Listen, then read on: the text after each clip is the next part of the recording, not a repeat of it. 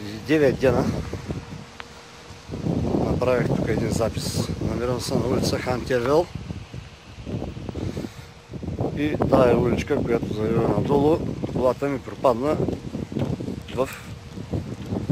просто пътя пропадна под колата. 9 дена по-късно искам да ви покажа в какво състояние тая пропаднала дъжа беше 1 метър. Просто гумата ми беше хлопнала вътре. В момента вижте за какво става въпрос. Пропадане и това с дълбочина. Няма как да го хване камерата. И това нещо продължава да пропада си по-дълбоко и по-дълбоко.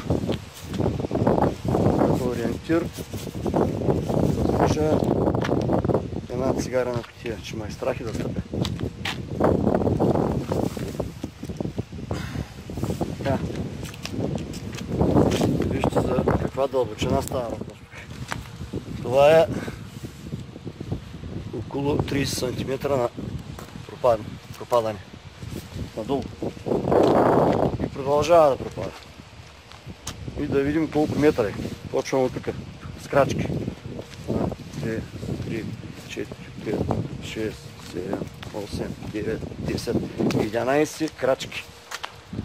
11 крачки. Тая улица, ако няма да я оправяте, моля ви се, поне я затворите и пак да видите каква дълбочина. Защото ако не я затворите, тук ще стане някой бела. Направо някой кола ще падне цялата вътре. Или не дай си Боже пък някой човек нещо. И тогава да не търсим кой е виновника. Предупредил съм във веднъж. Пратях ви видеоклип. Ето този е втори. Ето виждате какво става. Идват колите и обръщат, защото виждат за какво става въпрос. Идват кръгом и обратна посока. Ето още един автомобил. Тръгна човека да завива надолу и обръща. Така че ето тук стоя за 5 минути колко коли се върнаха. Ето, още една кола дава на заден. Ето, Ако няма да се оправя улицата, моля ви се, затворете.